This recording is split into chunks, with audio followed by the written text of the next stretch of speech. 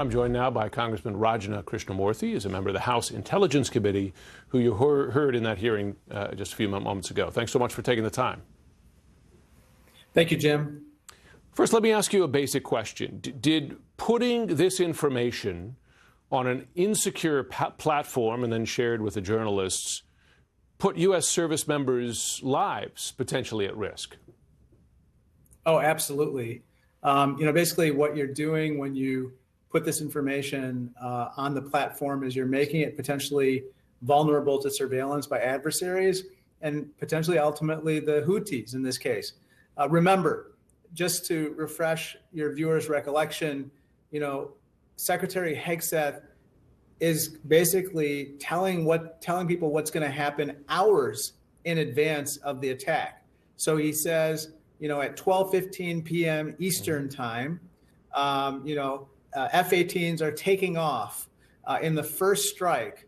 And he also tells people when they are about to arrive. So if you are the Houthis, for instance, they could get ready with their surface-to-air missile systems.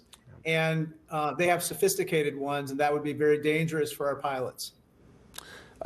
You're calling for an investigation. Republicans don't seem to have appetite. They're circling the wagons, as we said. So what do Dems do? What do Democrats do in that situation? Do you shout from the rooftops but expect no action? Well, I think that the interesting thing here is I think a lot of credit goes to the media and Jeff Goldberg, obviously, who has a lot of information about this particular chat and disclosed it this morning, and I think raised a lot of eyebrows on both sides, by the way. I sense that even Republicans were chastened by what they saw. Well, look, I think the reason we're talking about this is because the public is focused on it. We have to continue to shine a light on this particular issue. Why? Because when people don't take accountability and then fix what went wrong, it's going to happen again. And the next time it happens, lives could be lost. Not only that, but I got a text message from a mom of a sailor who reminded me that her son had received a notice not to embed in signal chats the very type of information that Pete Hegseth did.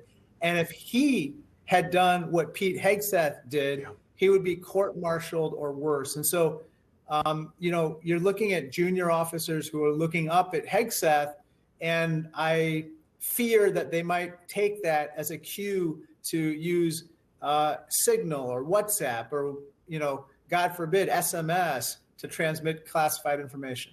Yeah, there's been reporting that the Pentagon put out quite a wide notice just a couple of weeks ago about the insecurity of the Signal app. One other part of this text chain was that you had the most senior U.S. officials disparaging U.S. allies. You had that one comment in there about how pathetic the Europeans are. What is the state of America's relationship with its closest allies? And in your view, is the damage done not just from this interaction, but the tariffs, Trump diminishing the importance of NATO, a whole host of things? Is it irreparable damage in your view? It's not irreparable, but this damage isn't great. I mean, basically what you're doing is you're pushing away your allies and you're getting your adversaries very happy. And what I mean by that is you're showing weakness. When you show weakness, you invite aggression. And when you invite aggression, you could have hostilities. And hostilities could lead to conflict. And so we're basically in a situation where we are, in my opinion, we're sliding closer to potential conflicts, whether in the Indo-Pacific or whether in Europe. And we can ill afford either.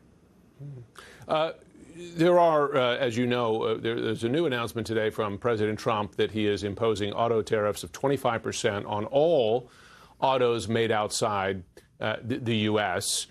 He claims, and he claimed again yesterday, prices are falling and that all the costs of these tariffs will be borne by someone else outside the country. What are your constituents telling you? That's crazy. That's crazy talk. A tariff is a tax on Americans. That's what it is. And especially if you put blanket tariffs, as he has with regard to, for instance, Canada or Mexico, for numerous products, basically it's an instant tax on Americans that they then pass If they're businesses, they might pass along to their consumers. If they are farmers, they end up having higher input costs, and they're not able to survive because of the higher input costs and the retaliatory tariffs. So these are really bad moves on his part. We are sliding toward a recession, Jim. That's what's happening right now. My small business constituents, I was a former small businessman. I like to say I signed the front of the check and the back of the check. My small business constituents are calling me. Most of them, by the way, voted for Trump, and basically saying, there's tremendous business uncertainty now. My prices are going up. Investment is getting paused. We're heading to a recession. And so that is kind of Donald Trump's economy at this point. Congressman Rajna Krishnamoorthi, we do appreciate you joining. Thank you so much, Jim.